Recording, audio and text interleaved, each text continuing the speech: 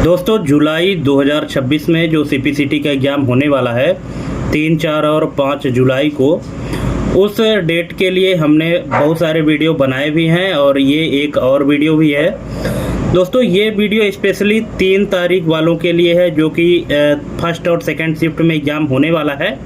ऐसा नहीं है कि जिनका एग्ज़ाम 4 और 5 जुलाई को है वो नहीं देख सकते हैं, वो भी देखें, क्योंकि हो सकता है कि ये क्वेश्चन किसी के भी शिफ्ट में किसी के भी डेट में आ सकता है। इसलिए आप लोग कंप्लीट वीडियो देखिएगा। 3 तारीख वाले तो देखेंगे ही देखेंगे, 4 और 5 तारीख वाले भी देखिएगा, ठीक है। क्वेश्चन बहुत ही ज़बरदस्त हैं, बहुत ही अच्छे क्वेश्चन हैं जो कि एग्ज़ाम के पॉइंट ऑफ व्यू से मोस्ट इम्पोर्टेंट हैं और प्रैक्टिकल बेस्ड क्वेश्चन हैं, ठीक है।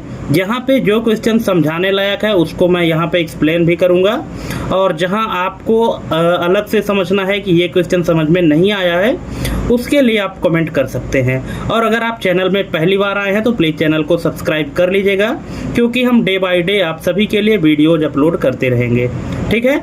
तो चलिए शुरू करते हैं। जैसा कि आप स्क्रीन में पहला क्वेश्चन देख रहे हैं, MS एक्सेल 2019 में XOR ब्रैकेट में है 1,1, ये एक फंक्शन है XOR फंक्शन।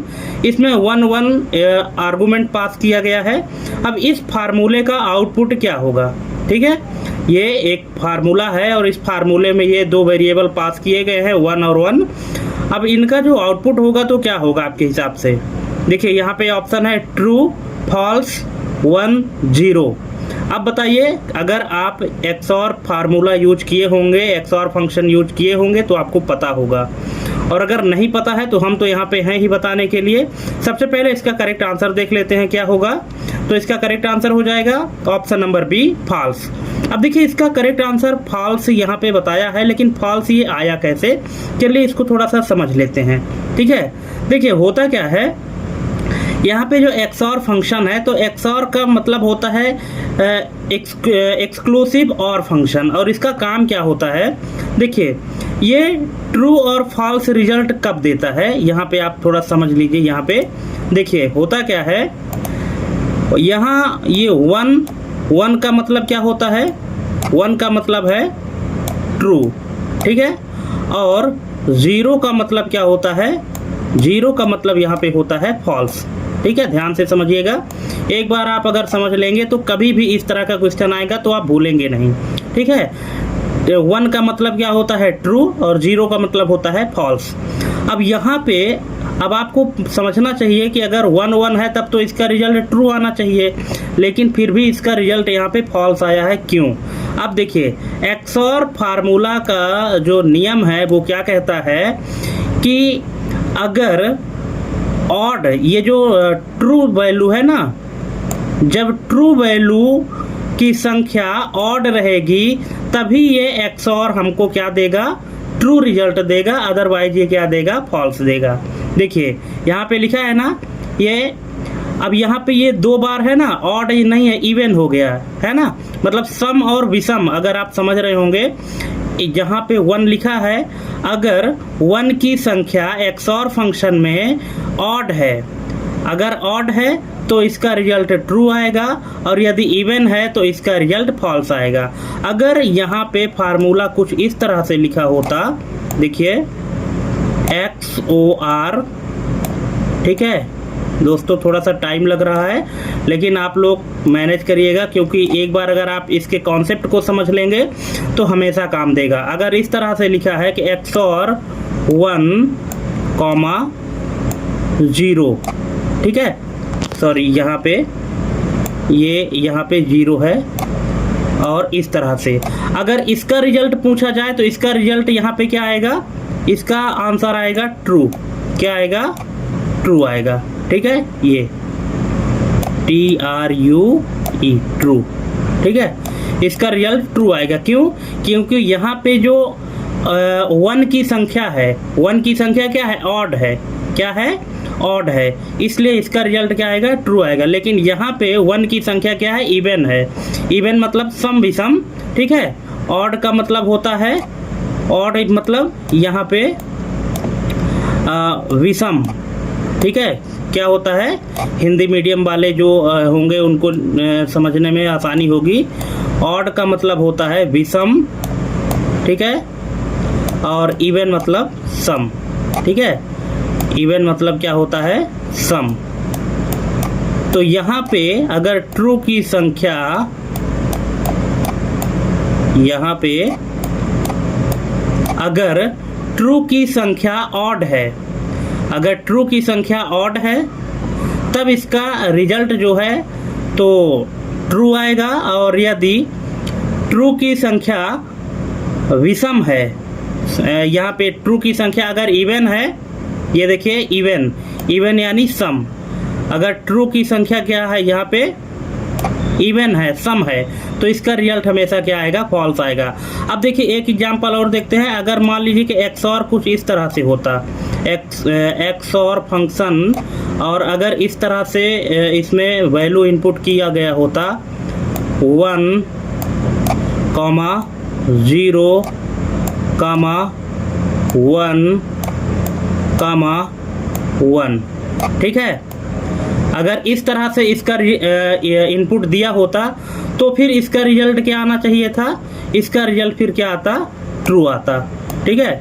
कैसे आता ट्रू, क्योंकि अब जो है तो ये 1 की जो संख्या है वो क्या है, ऑड में है, यानी विषम है, और विषम है इसलिए ट्रू आएगा। और यदि यहाँ पे सम होता तो क्या आ जाता, फॉल्स आ जाता। जिस तरह से यहाँ पे इसका रिजल्ट आया है क्या, फॉल्स, ठीक है। आई थिंक आपको समझ में आ गया होगा, और अगर नहीं आया है तो एक बार फिर से कमेंट करिएगा तो हम और एक्सप्लेन करेंगे, ठीक है।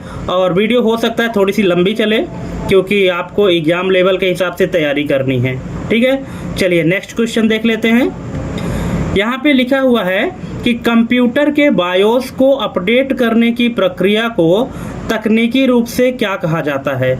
ये क्वेश्चन हमने अपने पिछले वीडियो में भी पूछा था, बहुत सारे लोगों का आंसर सही था।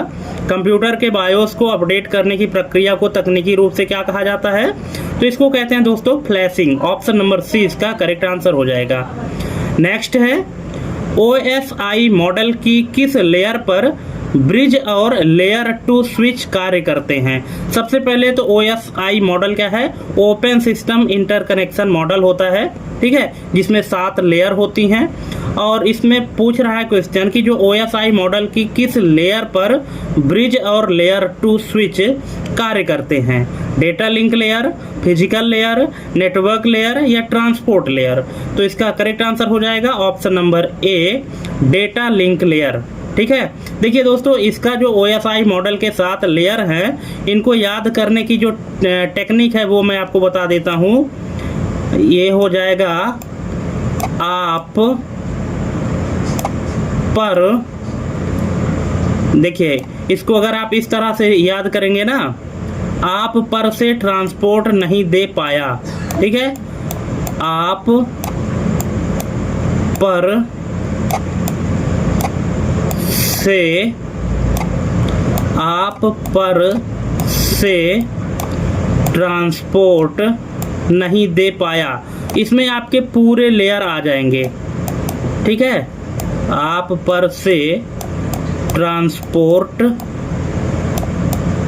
ठीक है, ट्रांसपोर्ट नहीं दे पाया, ठीक है, नहीं दे पाया, ठीक है। देखिए ये नहीं दे पाया इस तरह से होगा, थोड़ा सा आप लोग ध्यान दीजिएगा। आप पर से ट्रांसपोर्ट नहीं दे पाए, इसका शॉर्टकट ट्रिक है कैसे।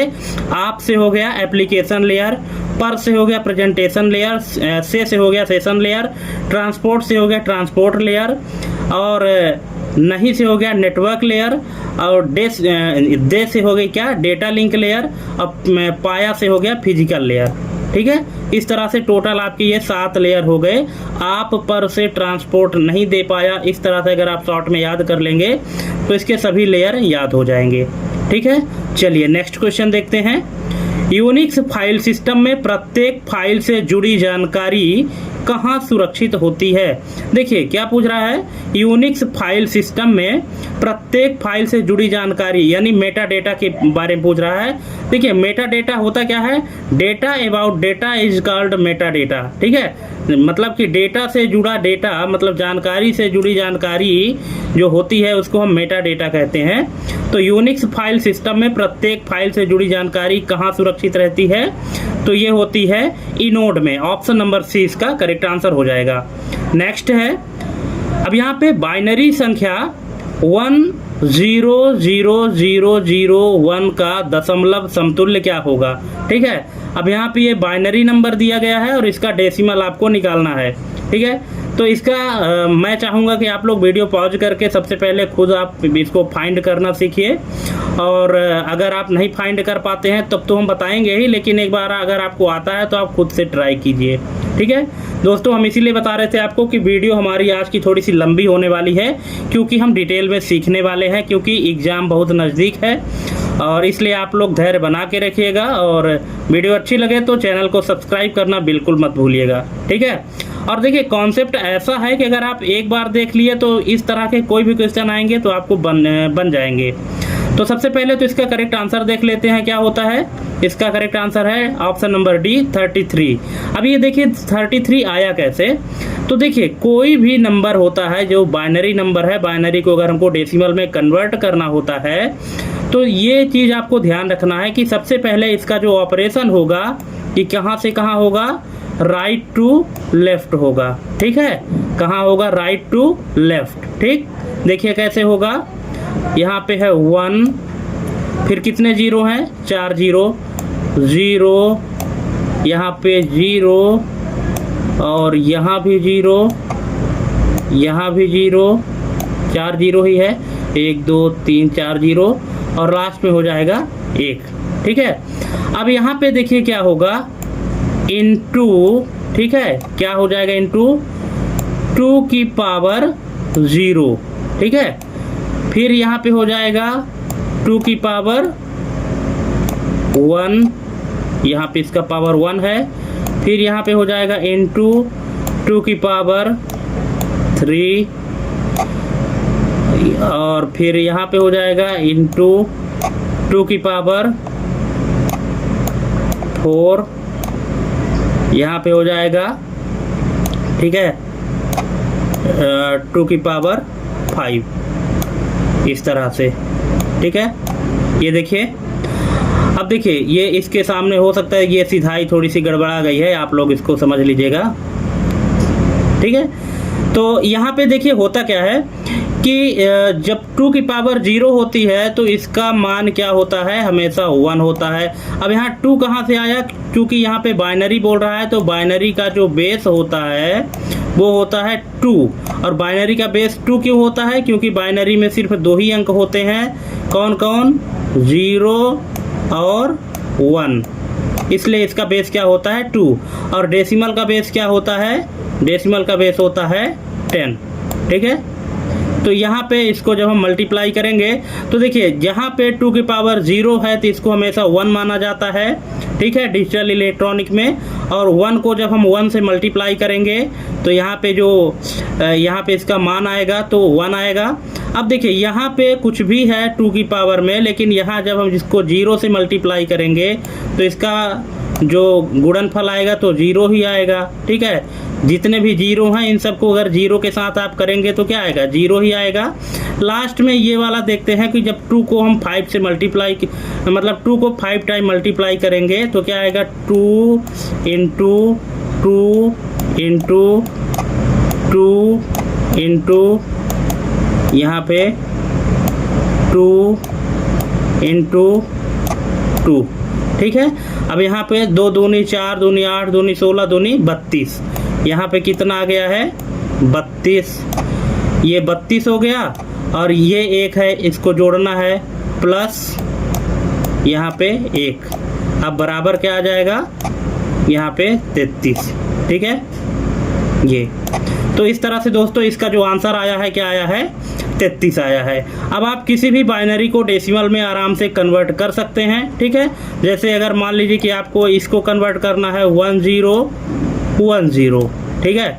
1010 को अगर आप डेसिमल में कन्वर्ट करेंगे तो फिर से आपको क्या करना पड़ेगा, यहाँ पे आपको ये देखिए राइट टू लेफ्ट आपको इसी तरह से फॉलो करना पड़ेगा कि 0 इंटू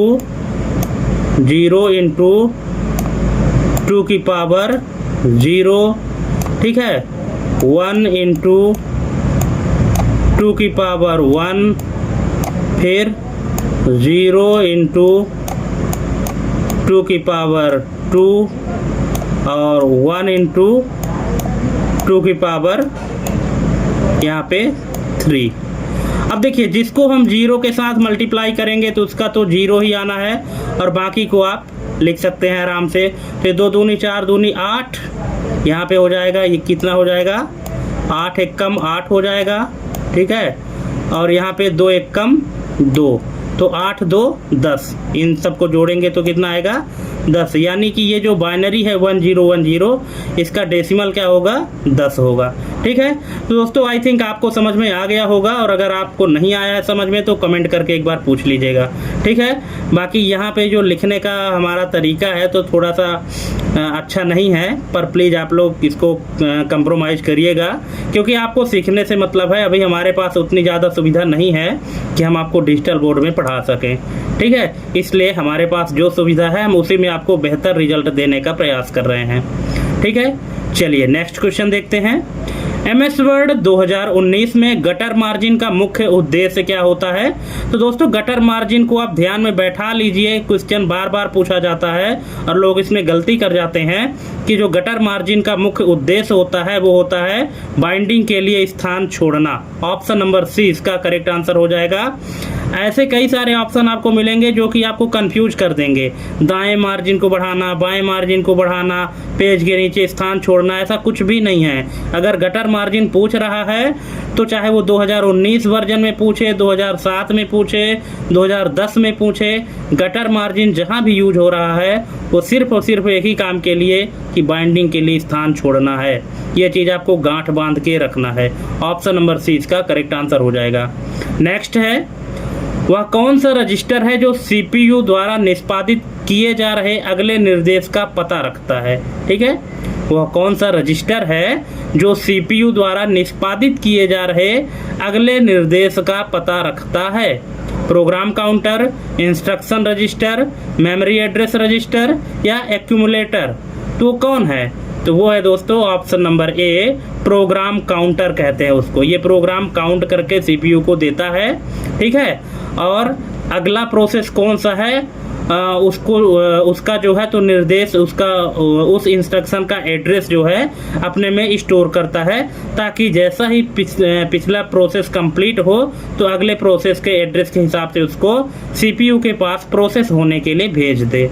ये काम होता है प्रोग्राम काउंटर का, जो कि एक रजिस्टर है। नेक्स्ट है IPv6 यानी इंटरनेट प्रोटोकॉल वर्जन 6 एड्रेस कितने बिट्स का होता है। कई बार हम बता चुके हैं और कई बार एग्जाम में पूछा भी जा चुका है कि IPv6 जो है तो 128 बिट का होता है। ऑप्शन नंबर सी इसका करेक्ट आंसर हो जाएगा। नेक्स्ट है, विंडोज में किसी फाइल को स्थायी रूप से डिलीट करने की शॉर्टकट कुंजी क्या है। तो ये है शिफ्ट के साथ डिलीट। अगर आप किसी फाइल को सिंपल डिलीट करते हैं तो वो फाइल रिसाइकिल बिन में जाके स्टोर हो जाती है, लेकिन अगर आप उस फाइल को शिफ्ट के साथ डिलीट करेंगे तो वो परमानेंट डिलीट हो जाएगी, वो फाइल फिर रिसाइकिल बिन में नहीं जाएगी, ठीक है। चलिए नेक्स्ट है, ईमेल में BCC का उपयोग करने का प्राथमिक कारण क्या है। ठीक है, सबसे पहले तो आपको BCC का फुल फॉर्म पता होना चाहिए, जो कि होता है ब्लाइंड कार्बन कॉपी। ठीक है, तो ब्लाइंड कार्बन कॉपी इसका फुल फॉर्म होता है और इसका प्राथमिक उपयोग क्या है, तो ये है कि अन्य प्राप्तकर्ताओं से पहचान छिपाना। ऑप्शन नंबर बी इसका करेक्ट आंसर हो जाएगा। नेक्स्ट है, MS एक्सेल में किसी सेल को एडिट मोड में लाने के लिए किस शॉर्टकट का उपयोग किया जाता है, तो ये किया जाता है F2। ऑप्शन नंबर बी इसका करेक्ट आंसर हो जाएगा। फंक्शन की F2 का यूज करते हैं किसी भी सेल को एडिट मोड में लाने के लिए। नेक्स्ट है, किस टोपोलॉजी में एक केंद्रीय डिवाइस की विफलता पूरे नेटवर्क को बंद कर देती है, तो ये है दोस्तों star topology. Option number D इसका करेक्ट आंसर हो जाएगा। नेक्स्ट है, कंप्यूटर की किस पीढ़ी में इंटीग्रेटेड सर्किट यानी आईसी का पहली बार उपयोग किया गया था?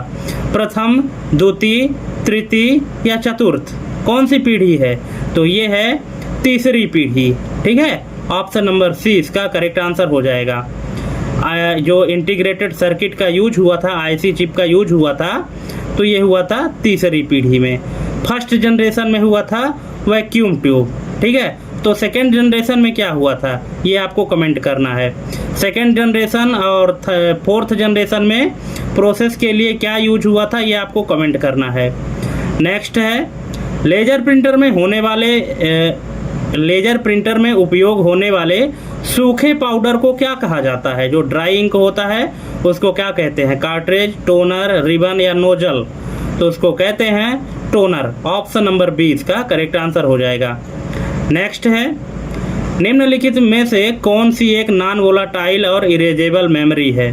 ठीक है, नॉन वोलाटाइल और इरेजेबल मेमोरी, रैम, रोम, ईईपी रोम और कैश। तो यहाँ पे इसका करेक्ट आंसर हो जाएगा ईईपी रोम। ऑप्शन नंबर सी इसका करेक्ट आंसर हो जाएगा। ठीक है, वोलाटाइल का मतलब होता है जो टेम्परेरी स्टोरेज करती हैं। ठीक है, और नॉन वोलाटाइल का मतलब क्या होता है कि जो परमानेंट स्टोर करती हैं, और इरेजेबल का मतलब होता है कि वो साधारण तौर पर उसमें रिकॉर्ड किए गए डेटा को हम इरेज या डिलीट नहीं कर सकते हैं। या ईईपी रोम जो होता है तो रोम का ही एक प्रकार है जिसमें डेटा को हम रीड राइट तो कर सकते हैं, लेकिन इसका फुल फॉर्म क्या है? Electrical erasable programmable read only memory. यानी इसमें हम डेटा को इरेज तो कर सकते हैं, लेकिन कैसे? इलेक्ट्रिकली तौर पर, है ना, डायरेक्ट इसको हम इरेज नहीं कर सकते। नेक्स्ट है, MS पावर पॉइंट में सभी स्लाइडों का बैकग्राउंड और फॉन्ट एक साथ बदलने के लिए क्या उपयोग करेंगे? एकदम प्रैक्टिकल वाला क्वेश्चन है दोस्तों। अगर आपको पावर पॉइंट में काम करना है, आप चाहते हैं कि सभी पावर पॉइंट के जितने भी स्लाइड हैं सभी का बैकग्राउंड और फॉन्ट एक साथ बदल जाए, इसके लिए कौन सा ऑप्शन यूज करेंगे? Slide layout, slide master, slide transition या स्लाइड सॉर्टर? तो इसका यूज करेंगे option number B, slide master. Option number B इसका करेक्ट आंसर हो जाएगा। नेक्स्ट है, नेटवर्क की उस गति को क्या कहते हैं जो एक निश्चित समय में ट्रांसफर किए गए डेटा को मापती है? बैंडविड्थ, लेटेंसी, रिस्पांस टाइम या क्लॉक स्पीड? तो उसको कहते हैं bandwidth. Option number A. Next है, वेब ब्राउज़र में फुल स्क्रीन मोड को चालू या बंद करने की शॉर्टकट कुंजी क्या है? तो यह है F11। ऑप्शन नंबर सी इसका करेक्ट आंसर हो जाएगा। नेक्स्ट है, कंप्यूटर सिस्टम में कैश मेमोरी की मुख्य भूमिका क्या है? तो कैश मेमोरी की जो मुख्य भूमिका है वो है प्रोसेसर और मुख्य मेमोरी के बीच गति अंतर को कम करना। ऑप्शन नंबर बी इसका करेक्ट आंसर हो जाएगा। रैम और प्रोसेसर के बीच में एक मेमोरी लगती है जिसको कैश मेमोरी कहा जाता है। ठीक है, जो कि इनके स्पीड को कम करती है। नेक्स्ट है, इनमें से कौन सा ऑपरेटिंग सिस्टम ओपन सोर्स श्रेणी में आता है? विंडोज 11, लाइनक्स, मैक ओएस या iOS? तो ये है लाइनक्स। ऑप्शन नंबर बी इसका करेक्ट आंसर हो जाएगा। नेक्स्ट है, MS एक्सेल में सेल एड्रेस $B$5 किस प्रकार का सेल रेफरेंस कहलाता है? Relative reference, dynamic reference, mixed reference या एब्सोल्यूट रेफरेंस? ये क्वेश्चन हम कई बार आप लोगों से पूछे हैं और बहुत सारे लोगों से बन भी गया है और कई बार एग्जाम में भी पूछ देता है। तो यहाँ पे दोस्तों इसका जो करेक्ट आंसर हो जाएगा ये है option number D, absolute reference. आपको ध्यान रखना पड़ेगा कि MS एक्सेल में 3 प्रकार का रेफरेंस होता है। पहला ये है आपका रिलेटिव, दूसरा है आपका ये मिक्स्ड और तीसरा है एब्सोल्यूट। ठीक है, अब देखिए रिलेटिव कैसा होता है? रिलेटिव सीधा ऐसे होता है, कोई भी ऐसे पहले कॉलम का नाम, इसके बाद रो की संख्या, जैसे यहाँ पे हो गया A1। ठीक है, अब अगर इसको मिक्स्ड बनाना है, इस सेल एड्रेस को अगर आपको मिक्स्ड बनाना है तो कैसे लिखना पड़ेगा? ये या तो आप इस तरह से बना सकते हैं $1, ये आपका क्या बन गया? मिक्स्ड बन गया। या तो आपका ये डॉलर का सिंबल रो को लॉक करेगा, ठीक है, या तो इस तरह से भी हो सकता है मिक्स्ड सेल रेफरेंस। ठीक है, डॉलर पहले और फिर किसको लॉक करेगा, कॉलम को लॉक करेगा, इसके बाद हो जाएगा 1। ये दोनों मिक्स्ड सेल रेफरेंस है। आपको ध्यान रखना है कि डॉलर का सिंबल जिसके पहले लगा है उसी को लॉक कर रहा है। यहाँ पे जो है तो रो को लॉक कर रहा है और यहाँ पे किसको लॉक कर रहा है, कॉलम को लॉक कर रहा है। ठीक है, और जो एब्सोल्यूट है वो हमने आपको यहाँ पे दिखाई दिया कि एब्सोल्यूट सेल रेफरेंस में जो रो और कॉलम होते हैं इन दोनों को लॉक किया जाता है। ठीक है, यहाँ पे कॉलम भी लॉक है और यहाँ पे ये रो भी लॉक है। ठीक है, तो इस तरह का जो सेल रेफरेंस होता है इसको एब्सोल्यूट बोला जाता है। ये आपको ध्यान रखना है। ठीक है, जिसमें कोई डॉलर का सिंबल नहीं है वो रिलेटिव है, जिसमें $1 का सिंबल है वो मिक्स्ड है, और जिसमें $2 के सिंबल है वो एब्सोल्यूट है। 3 ही रेफरेंस हैं इसमें MS एक्सेल में। ठीक है, चलिए नेक्स्ट क्वेश्चन है, मॉडेम द्वारा डिजिटल सिग्नल को एनालॉग सिग्नल में बदलने की क्रिया क्या कहलाती है? तो इसको कहते हैं मॉड्यूलेशन। ऑप्शन नंबर डी इसका करेक्ट आंसर हो जाएगा, मॉड्यूलेशन कहते हैं। नेक्स्ट है, कंप्यूटर की शब्दावली में GUI का सही अर्थ क्या है? GUI का फुल फॉर्म पूछा है, तो इसका फुल फॉर्म होता है दोस्तों option number A, graphical user interface. Option number A इसका करेक्ट आंसर हो जाएगा। नेक्स्ट है, फिशिंग हमले का मुख्य उद्देश्य क्या है? ठीक है, देखिए फिशिंग एक अटैक है, तो इसका मुख्य उद्देश्य क्या होता है? इसका मुख्य उद्देश्य है यूजर की निजी और वित्तीय जानकारी चुराना। ऑप्शन नंबर बी इसका करेक्ट आंसर हो जाएगा। नेक्स्ट है, MS वर्ड में किसी शब्द पर हाइपरलिंक लगाने की शॉर्टकट कुंजी क्या है? तो ये है Ctrl+K। ऑप्शन नंबर बी इसका करेक्ट आंसर हो जाएगा। नेक्स्ट है, CPU की कार्यक्षमता को मापने की मानक इकाई क्या है? तो ये है gigahertz. Option number A, short में GHZ कहते हैं और इसको गीगाहर्ट्ज कहा जाता है। ऑप्शन नंबर ए इसका करेक्ट आंसर हो जाएगा। नेक्स्ट है, बाइनरी संख्या 1111 का वंश कॉम्प्लीमेंट क्या होगा? बहुत ही इंटरेस्टिंग क्वेश्चन है और एग्जाम में कई बार पूछा भी जा चुका है। हो सकता है कि आपके एग्जाम में भी ये पूछे। ठीक है, सेम क्वेश्चन भले ही ना पूछे पर हो सकता है दूसरा क्वेश्चन पूछे पर कॉन्सेप्ट यही यूज हो। तो चलिए पहले इसको हम जान लेते हैं इसका करेक्ट आंसर क्या होगा। तो इसका करेक्ट आंसर हो जाएगा ऑप्शन नंबर सी, 00000। कैसे आया? देखिए कॉम्प्लीमेंट का सीधा सा मतलब है कि यहाँ पे लिखा है 1111, तो जहाँ पे 1 है वहाँ पे सीधा आप 0 कर दीजिए, वंस कॉम्प्लीमेंट हो जाएगा। ठीक है, कैसे? जैसे अब यहाँ पे 1 है ना, तो यहाँ पे 0, ये 1 है 0, ये 1 है 0, ये 1 है 0, ये इसका क्या हो गया? वंस कॉम्प्लीमेंट हो गया।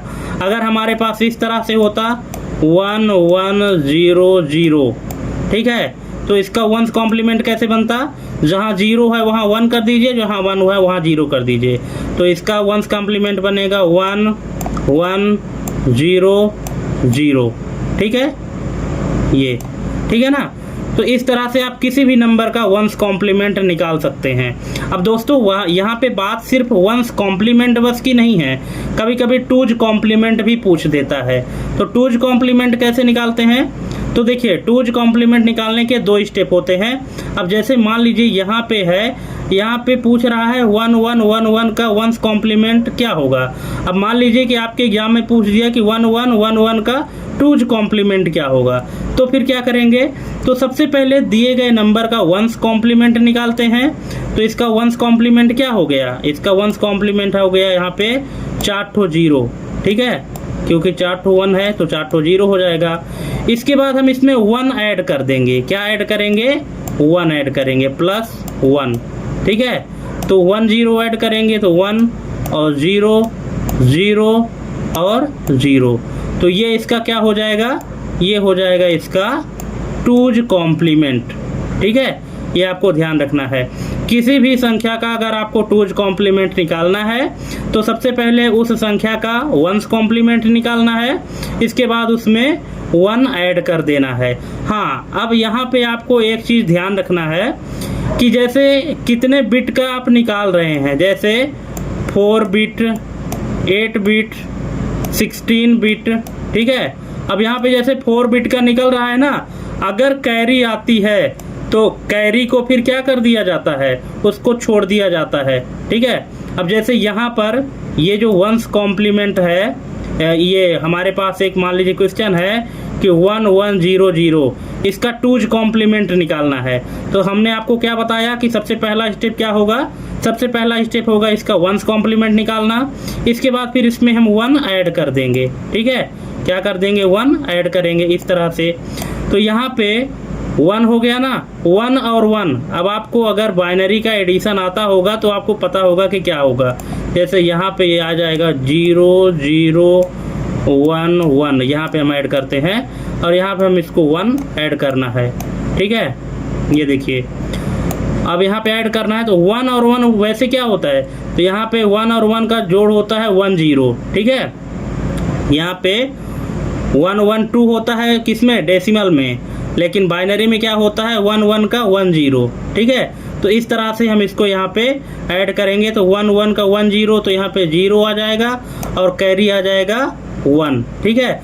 और फिर यहाँ पे 1 को हम यहाँ पे लेंगे और 1 1 का क्या हो जाएगा 1 0, और यहाँ पे हो जाएगा कैरी, इसका आगे फॉरवर्ड हो जाएगा ये 1 0 में हम इसको ऐड करेंगे जिसका आएगा 1, ठीक है। अब कैरी ख़त्म हो गया और यहाँ पे ये उतर आएगा सीधा क्या 0, ठीक है। तो ये इसका निकल आया क्या 2's कॉम्प्लीमेंट, ठीक है। मान लीजिए कि अब ये कैरी तो यहाँ पे ख़त्म हो गई, अगर ये कैरी और आगे फॉरवर्ड होती और हमको डेटा सिर्फ 4 बिट का ही निकालना है तो फिर रिजल्ट हमको सिर्फ 4 बिट का ही दिखाना पड़ता और 1 बिट जो हमको कैरी में लेना था वो हमको यहाँ पे छोड़ना पड़ता, ठीक है। तो इस तरह से यहाँ पे दोस्तों इसका ये 1's कॉम्प्लीमेंट इस तरह से निकालते हैं और इस तरह से 2's कॉम्प्लीमेंट निकालते हैं। आई थिंक आपको समझ में आया होगा, और अगर नहीं आया है तो कमेंट करके एक बार फिर पूछ लीजिएगा एग्जाम में जाने से पहले, ठीक है। चलिए नेक्स्ट क्वेश्चन देखते हैं। MS एक्सेल में वर्तमान समय प्रविष्ट करने की शॉर्टकट कुंजी क्या है, तो इसकी शॉर्टकट कुंजी है Ctrl+Shift+:। ऑप्शन नंबर 20 का करेक्ट आंसर हो जाएगा। करेंट टाइम इंसर्ट करने के लिए MS एक्सेल में Ctrl+Shift और $साइन का सिंबल होता है। नेक्स्ट है, टेलीफोन लाइन के माध्यम से इंटरनेट चलाने के लिए किस डिवाइस की आवश्यकता होती है, राउटर, स्विच, हब, मॉडेम, तो ये होती है मॉडेम। ऑप्शन नंबर डी इसका करेक्ट आंसर हो जाएगा। और मॉडेम का फुल फॉर्म होता है modulator demodulator. Option number D इसका करेक्ट आंसर हो जाएगा। नेक्स्ट है, कंप्यूटर चालू होने पर बायोस द्वारा किए जाने वाले परीक्षण को क्या कहते हैं, लोडिंग, पोस्ट, स्कैनिंग, चेकिंग, तो इसको कहते हैं पोस्ट, जिसका फुल फॉर्म है power on self test. Option number 20 का करेक्ट आंसर हो जाएगा। नेक्स्ट है, डेटाबेस में तालिका यानी टेबल, डेटाबेस में टेबल बनाने के लिए किस SQL कमांड का उपयोग होता है। देखिए यहाँ SQL से रिलेटेड क्वेश्चन भी पूछा जाता है। तो टेबल बनाने के लिए SQL में अगर आपको टेबल बनाना है तो कौन सा कमांड चलाएंगे, सेलेक्ट, डिलीट, अपडेट, क्रिएट, तो इसका करेक्ट आंसर हो जाएगा option number D create. Create से क्या होता है, टेबल क्रिएट होती है, डेटाबेस की टेबल क्रिएट होती है। कैसे कमांड चलाते हैं, यहाँ पे लिखते हैं यहाँ पे क्रिएट, CREAT,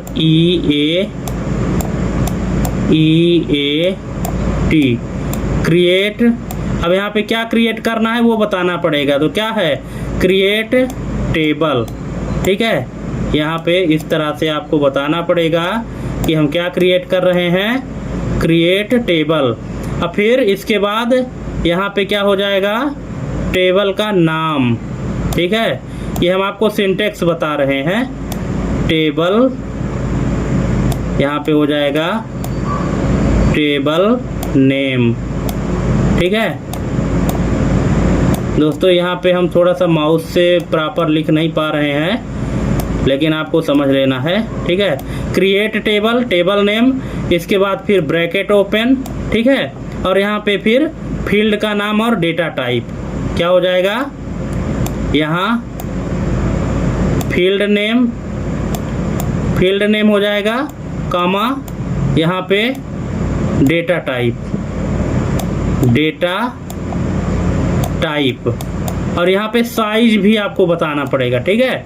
फिर कॉमा लगा के ऐसे जितने मतलब आपके टेबल में जितने फील्ड रहेंगे उन सभी का नाम आपको यहाँ पे देना पड़ेगा, और लास्ट में ब्रैकेट क्लोज करके सेमीकोलन लगाना पड़ेगा और इंटर बटन प्रेस करेंगे तो एक टेबल बनके तैयार हो जाएगी, ठीक है। ये एक सिंटेक्स है क्रिएट टेबल चलाने का, ठीक है। CREATE, यहाँ पे एक स्पेलिंग मिस हो गया था, स्पेलिंग आपको ध्यान रखना पड़ेगा, ठीक है। चलिए नेक्स्ट है, कीबोर्ड की कैप्स लॉक और नम लॉक कुंजियों को क्या कहा जाता है? तो इनको कहते हैं टॉगल की। ऑप्शन नंबर डी इसका करेक्ट आंसर हो जाएगा। अब यहाँ पे आपको ध्यान रखना है दोस्तों, टॉगल की परिभाषा क्या होती है कि कीबोर्ड की ऐसी की जिनको एक बार प्रेस करने पर एक्टिव हो जाती हैं और दोबारा प्रेस करने पर डीएक्टिव हो जाती हैं, उन कीज को टॉगल की कहा जाता है।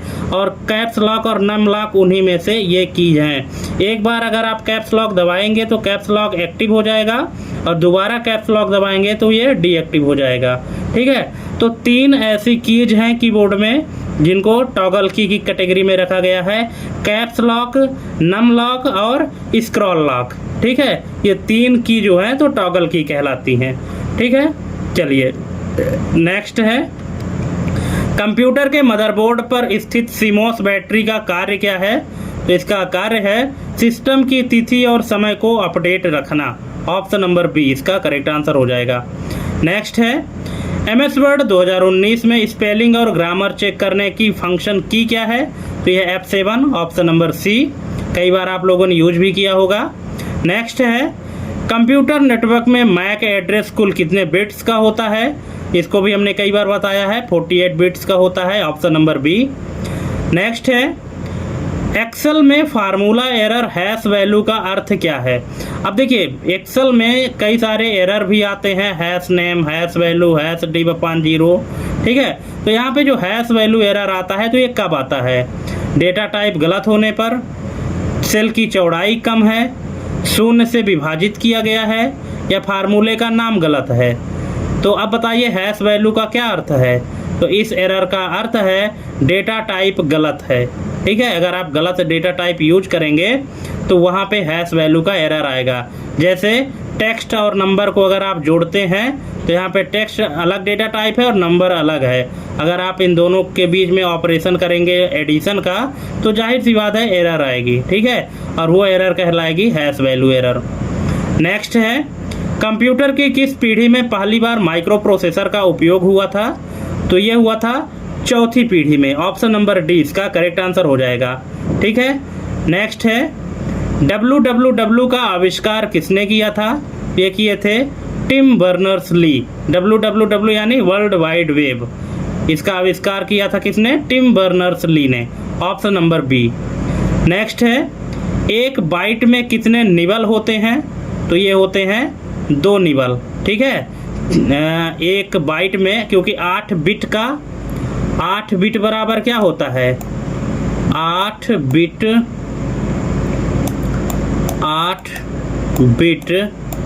बराबर 1 बाइट। क्या होता है? 8 बिट बराबर 1 बाइट, है ना। तो 4 बिट बराबर क्या होता है? यहाँ पर 1 निबल। 4 बिट बराबर 1 निबल होता है, NIBBLE, 1 निबल, ठीक है। तो 4 बिट बराबर 1 निबल होता है, तो 2 निबल बराबर क्या हो जाएगा? 2 निबल बराबर 1 बाइट, ठीक है। ये 1 बाइट, ठीक है। तो इस तरह से आपको ध्यान रखना है। नेक्स्ट है, MS पावर पॉइंट में स्लाइडों को छोटे थंबनेल के रूप में देखने के लिए कौन सा व्यू उपयोग होता है? Normal view, slide sorter view, notes page view या स्लाइड शो व्यू? तो ये होता है slide sorter view, option number B इसका करेक्ट आंसर हो जाएगा। नेक्स्ट है, हार्ड डिस्क की कार्यकुशलता बढ़ाने के लिए बिखरी हुई फाइलों को व्यवस्थित करना क्या कहलाता है? तो इसको कहते हैं डीफ्रेगमेंटेशन। ऑप्शन नंबर बी इसका करेक्ट आंसर हो जाएगा। नेक्स्ट है ईमेल एड्रेस info@example.com में इन्फो वाला भाग क्या कहलाता है?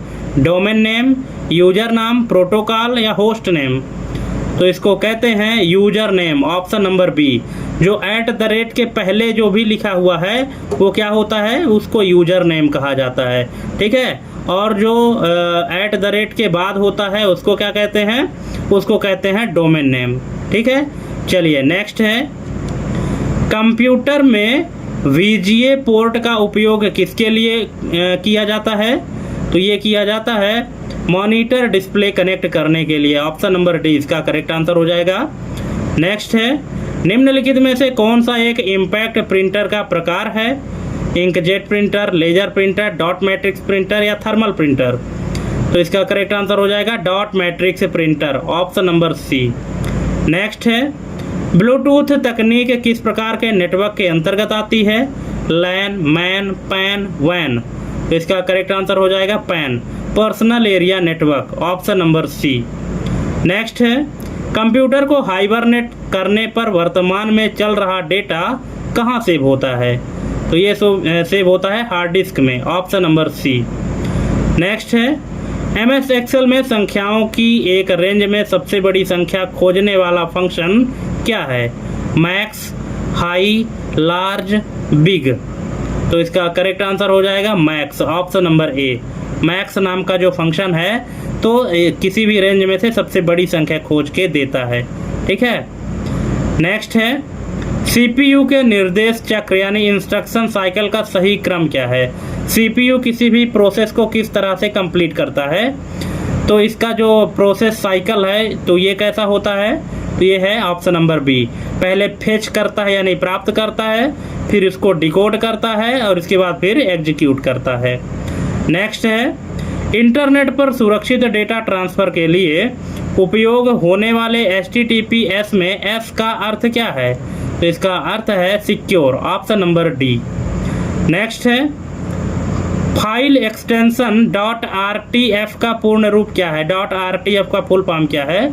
तो इसका फुल फॉर्म है rich text format. Option number B. Next Excel formula count, यहाँ पे काउंट नाम का फार्मूला है 1, A, 2, B, 3। इसका परिणाम क्या होगा? काउंट फंक्शन आपने यूज किया होगा तो इसका रिजल्ट क्या आएगा? इसका रिजल्ट आएगा 3। कैसे आएगा? ऑप्शन नंबर सी इसका करेक्ट आंसर हो जाएगा। देखिए जो काउंट नाम का फंक्शन है तो आपको ध्यान रखना है काउंट का मतलब होता है गिनना। ठीक है, लेकिन क्या गिनना? सिर्फ और सिर्फ नंबर गिनना। ठीक है, तो यहाँ पे जो काउंट नाम का फंक्शन है तो इसने क्या गिना है? जितने इसमें नंबर हैं उनको बस गिना है और बाकी को क्या किया है? छोड़ दिया है। अच्छा, इसको ये कैसे पता कि कौन सा नंबर है कौन सा टेक्स्ट है? तो यहाँ पे आप देखिए यहाँ पे 1 लिखा है जिसमें कोई भी कोटेशन नहीं लगा है, लेकिन जो नंबर के अलावा है उसमें डबल कोट लिखा है। ठीक है, तो यहाँ पे ये जो डबल कोट के अंदर है इसको ये पहचान लेता है कि जो भी टेक्स्ट डबल कोट के अंदर लिखा है वो नंबर नहीं है, और जब नंबर नहीं है तो हमको उसे छोड़ देना है, नहीं गिनना है। ठीक है, इसलिए यहाँ पे इसका जो रिजल्ट आया है 3 आया है, क्योंकि यहाँ पे नंबरों की संख्या कितनी है? 3 है, 1, 2 और 3। अब अगर मान लीजिए कि यहाँ पर काउंट फंक्शन कुछ इस तरह से होता, जैसे COUNT। ठीक है, काउंट फंक्शन कुछ इस तरह से अगर होता कि डबल कोट में होता 1। ठीक है, डबल कोट में क्या होता? 1, फिर कामा होता डबल कोट में यहाँ पे A।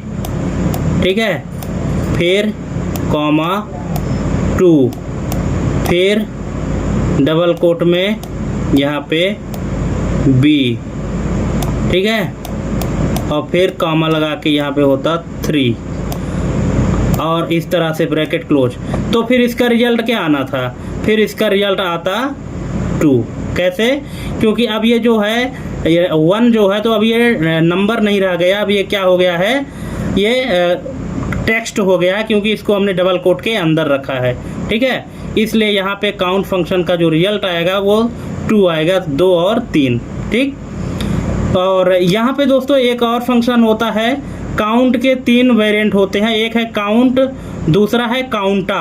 अगर आप पढ़े होंगे यहाँ पे काउंटा, COUNTA,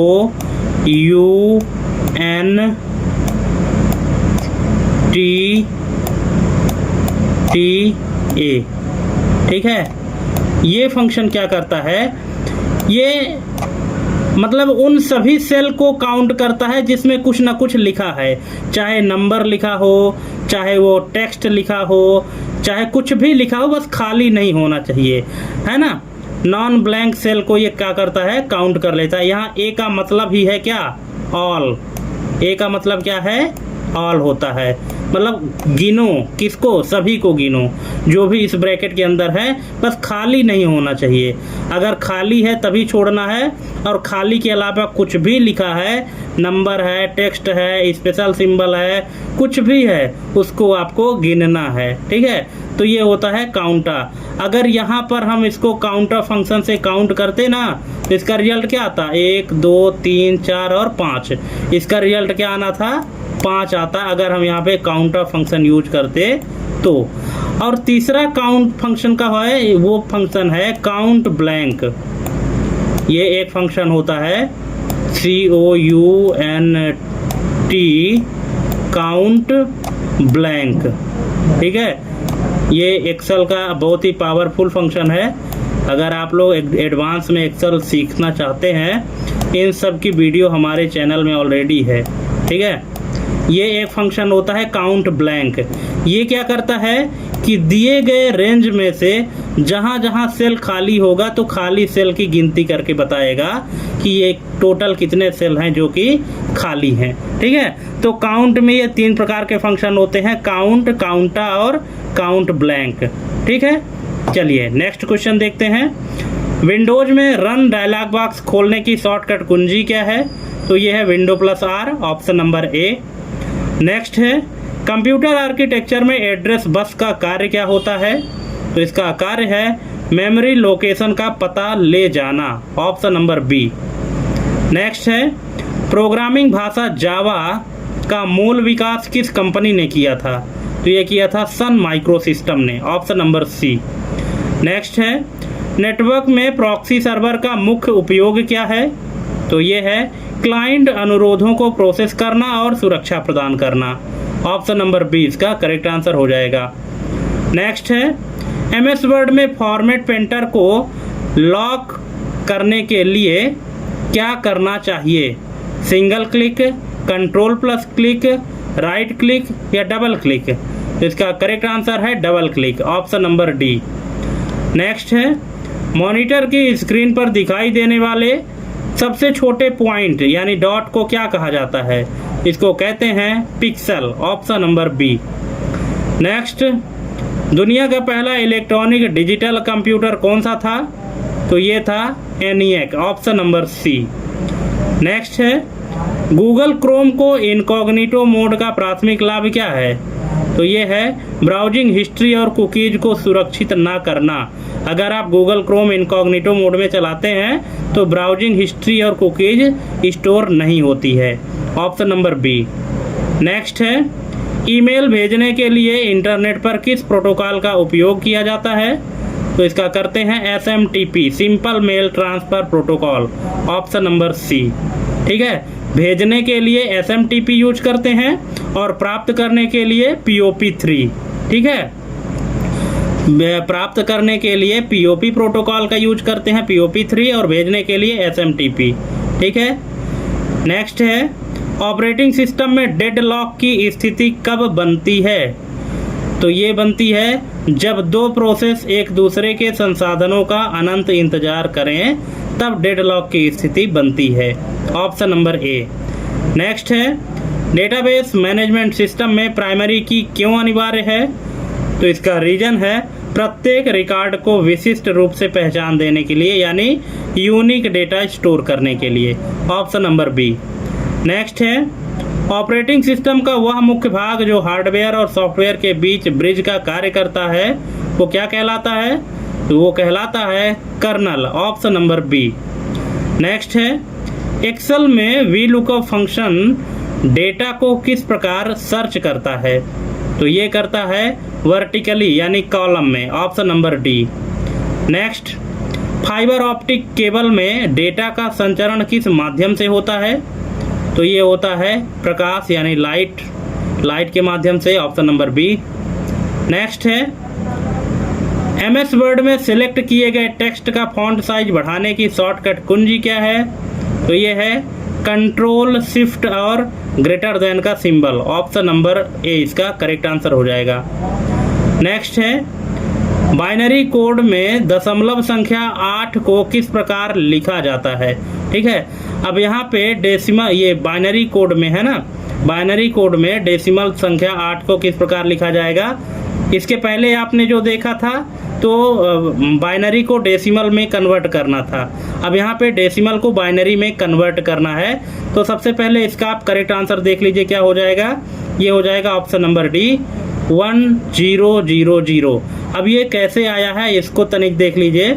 देखिए होता क्या है कि ये हमारे पास एक नंबर है डेसिमल का, बहुत सारे लोगों को हालांकि आता भी होगा, पर हो सकता है बहुत सारे ऐसे भी लोग हों जो पहली बार देख रहे हों। तो देखिए किसी भी डेसिमल नंबर को बाइनरी में कैसे कन्वर्ट करते हैं, सबसे पहले इस तरह से हम लिख लेंगे और एक ऐसी लाइन खींच लेंगे और फिर हम इस संख्या को 2 से भाग देंगे। ठीक है, भाग 2 से ही देना है। ठीक है, अब जब इसको 2 से भाग देंगे तो 2 चौके 8 और जो शेष फल आएगा उसको ऊपर लिखना है 0। फिर इसको 2 को हम भाग देंगे, सॉरी 4 को 2 से, तो यहाँ पे क्या आ जाएगा 2 आएगा। यहाँ पे कितना आया 0। फिर इसको हम 2 से भाग देंगे तो 2 एक कम 2 और यहाँ पे कितना आया शेष फल 0। अब ये कितना आ गया 1000। ठीक है, अब इसको हमको यहाँ नीचे से ऊपर की ओर लिख देना है ऐसे। ठीक है, ये यहाँ से ये हमको नीचे से ऐसे लिख देना है, नीचे से ऊपर की ओर। तो कैसे लिखेंगे 1000,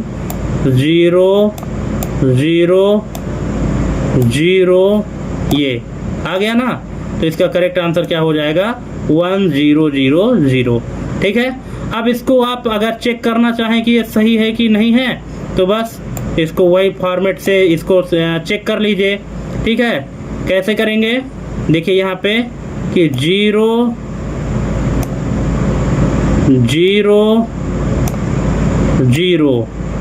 और यहाँ पे है 1, तो यहाँ पे 2 की पावर 0 प्लस, अब यहाँ पे 2 की पावर 1 हो जाएगा और 2 की पावर 2 हो जाएगा और 2 की पावर 3 हो जाएगा।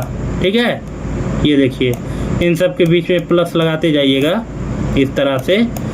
अब ये जो 0 है तो इनको हम किसी से भी मल्टीप्लाई करेंगे तो हमको हमारे पास जो रिजल्ट आएगा वो तो क्या आएगा 0 ही आएगा। ठीक है, अब यहाँ से 2 की पावर 3 बचा है, तो 2 की पावर 3 मतलब क्या होता है, यहाँ पे क्या होता है 2 दूनी 4 दूनी 8, 8 एक कम 8 गुणे 1 बराबर 8। ठीक है, तो ये इसका रिजल्ट आ गया है 8। ठीक है, इसका मतलब ये 1000 सही है। ठीक है, चलिए नेक्स्ट क्वेश्चन देखते हैं। कंप्यूटर माउस का आविष्कार करने वाले वैज्ञानिक का नाम क्या है? तो ये है दोस्तों Douglas Engelbart, option number D इसका करेक्ट आंसर हो जाएगा। ठीक है, डगलस एंगलबर्ट। और जो कीबोर्ड का आविष्कार किए थे उनका क्या नाम है, उनका नाम आपको कमेंट करना है। नेक्स्ट है एसक्यूएल भाषा का पूर्ण रूप क्या है? तो एसक्यूएल का पूर्ण रूप है दोस्तों स्ट्रक्चर्ड क्वेरी लैंग्वेज। दोस्तों क्वेश्चन बहुत ही अच्छे हैं, अगर आप देखना स्टार्ट कर दिए हैं तो कंप्लीट वीडियो देखिएगा, क्योंकि बीच बीच में ऐसे क्वेश्चन हम आपको एक्सप्लेन करा के ही रहेंगे जो कि एग्जाम में थोड़ा सा परेशान करने वाले होते हैं। ठीक है, चलिए नेक्स्ट है MS वर्ड 2019 में पेज क्या लिखा है पेज बॉर्डर्स विकल्प किस टैब में पाया जाता है? MS वर्ड 2019 में पेज बॉर्डर्स विकल्प किस टैब में पाया जाता है? तो ये पाया जाता है डिजाइन में, ऑप्शन नंबर सी। नेक्स्ट है, नेटवर्क में किसी अन्य डिवाइस की उपलब्धता जांचने के लिए कौन सी कमांड उपयोग होती है कनेक्टिविटी चेक करने के लिए? तो ये होती है ping command, option number A. Next है, कंपाइलर का मुख्य कार्य क्या होता है? तो ये होता है हाई लेवल लैंग्वेज को मशीन लैंग्वेज में बदलना, ऑप्शन नंबर बी। नेक्स्ट है, QR कोड में QR शब्द का सही अर्थ क्या है? तो इसका सही अर्थ है quick response, option number B. Next, computer network में फायरवॉल का प्राथमिक उद्देश्य क्या है? तो ये है अनधिकृत बाहरी पहुंच को रोकना, ऑप्शन नंबर ए इसका करेक्ट आंसर हो जाएगा। नेक्स्ट है, किस प्रकार की मेमोरी को फ्लैश मेमोरी भी कहा जाता है? तो ये है EEPROM, option number D. Next है, एक्सेल में सेल एड्रेस की एक रेंज है जैसे A1 से C5, इसमें कुल कितने सेल होंगे? 5, 10, 15, 20। अब यहाँ पे आपको बताना है कि एक सेल रेंज दिया गया है A1 से C5, इसमें कुल कितने सेल होने चाहिए, है ना? होने क्या चाहिए, कितने होंगे, ये आपको एग्जैक्ट बताना है। तो देखिए, सबसे पहले तो आपको टोटल सेल निकालने कैसे हैं, कॉलम की संख्या गुणे रो की संख्या, ठीक है? तो कॉलम की संख्या क्या है, ए से सी का बोल रहा है ना, तो ये हो जाएगा A, B और C, मतलब कॉलम कितने हो गए, 3 हो गए। रो कहाँ से बोल रहा है, 1 से लेके 5 तक, 1, 2, 3, 4, 5, यानी कितने रो की बात कर रहा है, 5 की। तो 3 गुणे 5 मतलब 3 कॉलम और 5 रो बराबर 15। कितने सेल होंगे, 15 सेल होंगे। ये देखिए इसका करेक्ट आंसर क्या है, 15, ऑप्शन नंबर सी, ठीक है? इस तरह से आपको निकाल लेना है, रो की संख्या गुणे कॉलम की संख्या बराबर टोटल सेल। नेक्स्ट है, USB 3.0 पोर्ट की अधिकतम डेटा ट्रांसफ़र स्पीड कितनी होती है? तो ये होती है 5 Gbps, option number B. Next है, विंडोज में स्क्रीन के किसी भी हिस्से का स्क्रीनशॉट लेने के लिए कौन सा टूल उपयोग होता है? तो ये होता है दोस्तों snapping tool, option number B. Next है, कंप्यूटर के हार्ड डिस्क इंटरफेस SATA का पूर्ण रूप क्या है? SATA का फुल फॉर्म पूछा है, तो ये होता है serial advanced technology attachment, option number B, serial advanced technology attachment, ठीक है? चलिए नेक्स्ट है, कंप्यूटर प्रोसेसर की क्षमता मापने के लिए MIPS का उपयोग होता है। कंप्यूटर प्रोसेसर की क्षमता किससे मापी जाती है? MIPS से। इसका अर्थ क्या है, मतलब MIPS का फुल फॉर्म क्या होता है? तो इसका फुल फॉर्म होता है मिलियंस ऑफ इंस्ट्रक्शन पर second, option number A. Next है, एक्सेल में कंट्रोल प्लस स्पेस शॉर्टकट कुंजी का क्या प्रभाव होता है? तो ये होता है पूरा कॉलम सेलेक्ट होता है, ऑप्शन नंबर बी।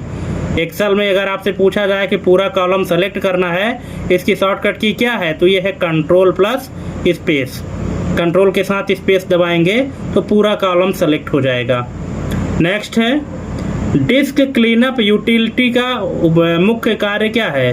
तो यह है अनावश्यक फाइलों को हटाकर डिस्क स्पेस बनाना, ऑप्शन नंबर बी। नेक्स्ट है, ईमेल प्राप्त करने के लिए किस प्रोटोकॉल का उपयोग होता है?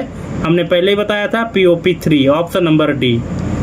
नेक्स्ट है, स्पूलिंग तकनीक का उपयोग सबसे अधिक कहाँ किया जाता है? तो ये होता है प्रिंटिंग जॉब्स को मैनेज करने में, ऑप्शन नंबर सी। नेक्स्ट है, MS वर्ड 2019 में डिफ़ॉल्ट रूप से फॉन्ट का नाम क्या होता है? देखिए कितने मतलब फंसा के क्वेश्चन पूछा जाता है, जल्दीबाजी किसी का ध्यान नहीं जाता है कि कौन सा फॉन्ट बाय डिफ़ॉल्ट रूप से रहता है, ठीक है? यूज तो सब करते हैं पर ध्यान नहीं रहता है। यहाँ पे 4 नाम दिए गए हैं, Arial, Times New Roman, Calibri या वर्धना। तो इसका करेक्ट आंसर हो जाएगा, जो डिफ़ॉल्ट फॉन्ट होता है वो है Calibri, option number C. Next है, रास्टर ग्राफिक्स की मूल इकाई क्या होती है? Lines, pixel, shapes, code. तो ये होती है pixel, option number B. Next है विंडोज ऑपरेटिंग सिस्टम की सभी कॉन्फ़िगरेशन सेटिंग कहाँ स्टोर होती हैं? तो ये होती है विंडोज रजिस्ट्री में, option number D. Next, Ethernet cable का उपयोग किस प्रकार के नेटवर्क में किया जाता है? तो ये किया जाता है लैन, ये लोकल एरिया नेटवर्क में, ऑप्शन नंबर ए। नेक्स्ट है वर्चुअल मेमोरी का निर्माण कंप्यूटर में कहाँ किया जाता है? ये किया जाता है हार्ड डिस्क में, ऑप्शन नंबर बी। नेक्स्ट है किसी इमेज से टेक्स्ट को पहचान कर उसे एडिटेबल बनाने वाली तकनीक क्या है? OMR, OCR, MICR या बारकोड रीडर? तो ये है OCR, optical character recognition, option number 20 का करेक्ट आंसर हो जाएगा।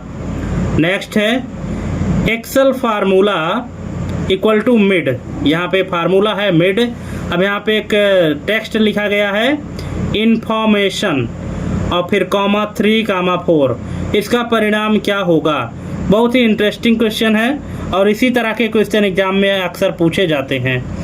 तो देखिए ये फार्मूला काम कैसे करता है। यहाँ पे जो मिड फंक्शन है, ठीक है, ये टेक्स्ट को ट्रिम करने वाले फंक्शन होते हैं। होता क्या है कि और फंक्शन भी होते हैं, जैसे कि लेफ्ट, एक होता है लेफ्ट फंक्शन होता है, ठीक है, लेफ्ट, एक होता है राइट, राइट होता है, ठीक है, लेफ्ट राइट, और यहाँ पे ये एक फंक्शन है मिड, ठीक है। अब इसमें जो आर्गुमेंट पास होते हैं, पैरामीटर पास होते हैं, तो कैसे कैसे काम करते हैं, इसका मिड फंक्शन का कैसे काम करता है कि सबसे पहले तो यहाँ पे हो जाएगा, पहला आर्गुमेंट क्या है, सेलेक्ट, मतलब ये टेक्स्ट, ठीक है, TEXT, यहाँ पे किस टेक्स्ट से हमको लेना है, ठीक है, ये हो जाएगा टेक्स्ट। इसके बाद 3 क्या है, कहाँ से हमको शुरू करना है, ठीक है, फिर ये चौथा क्या है, तीसरा आर्गुमेंट क्या है, 4, कहाँ तक जाना है, ये चीज़, ठीक है। अब आप समझ गए, मिड नाम का फंक्शन है, यहाँ पे कोई टेक्स्ट लिखा गया है, इस टेक्स्ट में से कितने नंबर से और कहाँ तक हमको जाना है और उतना टेक्स्ट निकाल के हमको बाहर करना है, मिड फंक्शन का ये काम होता है, ठीक है। अब देखिए ये कैसे काम करेगा, एक एक अक्षर को आप यहाँ पे डिनोट करिए। पहले ये है 1 2 3 4 5 6 7 8, ये है 9, ये है 10 और ये है 11। मतलब इंफॉर्मेशन में टोटल कितने अक्षर हैं, 11 अक्षर हैं। अब ये मिड पूछ क्या रहा है कि 3 से शुरू करो, मतलब 3 में क्या है, F, और 3 से लेकर कहाँ तक जाना है, 4 अंक तक जाना है। तो 3, अब इसको हम 1 मानेंगे, 1 2 3 4, ठीक है, मतलब 3 4 5 6 तक जाना है। तो 3 में क्या है, F, फिर है O, फिर है R, फिर है M, ठीक है। ये देखिए, तो ये 3 4 5 6, क्योंकि इसने बोला था कि कहाँ से शुरू करना है, तीसरे अक्षर से शुरू करना है, और जहाँ से शुरू करेंगे उसके आगे कितने अक्षर लेने हैं, कितने कैरेक्टर लेने हैं, 4 कैरेक्टर लेने हैं। तो यहाँ से लेके यहाँ तक 4 कैरेक्टर में यही अक्षर आ रहे हैं। अब आपको पता चल गया होगा कि इसका करेक्ट आंसर क्या होगा, बिल्कुल ऑप्शन नंबर डी, फॉर्म। इसका करेक्ट आंसर क्या हो जाएगा, फॉर्म हो जाएगा, ठीक है। चलिए नेक्स्ट है, इंटरनेट पर IP एड्रेस को याद रखने योग्य नाम में बदलने का कार्य कौन करता है? तो ये करता है DNS, domain name system, option number D. Next है, विंडोज में खुली हुई सभी विंडो को एक साथ डेस्कटॉप पर जाने के लिए शॉर्टकट क्या है? तो ये है window plus D, option number B. Next है, कुकीज का उपयोग वेबसाइटों द्वारा किस लिए किया जाता है? ये किया जाता है यूजर की पसंद और ब्राउजिंग जानकारी स्टोर करने के लिए, ऑप्शन नंबर बी। नेक्स्ट है SSD सॉलिड स्टेट ड्राइव का मुख्य लाभ पारंपरिक HDD की तुलना में क्या है? तो ये है तेज डेटा एक्सेस स्पीड और कोई मूविंग पार्ट ना होना, यही इसका सबसे बड़ा अंतर है, सबसे बड़ा लाभ है, ऑप्शन नंबर सी। नेक्स्ट है MS वर्ड में नया पेज शुरू करने की शॉर्टकट कुंजी क्या है, यानी पेज ब्रेक करने की शॉर्टकट की क्या है? तो यह है Ctrl+Enter, option number B. Next है उस कंप्यूटर प्रोग्राम को क्या कहते हैं जो खुद की प्रतियां बनाकर नेटवर्क को धीमा कर देता है? तो इसको कहते हैं worm, option number A. Next है हार्ड डिस्क में RAID तकनीक का मुख्य उद्देश्य क्या होता है? तो ये है डेटा सुरक्षा और प्रदर्शन बढ़ाना, ऑप्शन नंबर सी। नेक्स्ट है हेक्साडेसिमल संख्या पद्धति में f का दशमलव मान क्या होगा? देखिए दोस्तों, नंबर सिस्टम में आपने पढ़ा होगा अगर, तो आपको याद होगा क्या क्या होता है। बाइनरी, पहला होता है बाइनरी, ठीक है, फिर होता है ऑक्टल, फिर होता है डेसिमल होता है, और फिर होता है हेक्साडेसिमल, ठीक है, हेक्साडेसिमल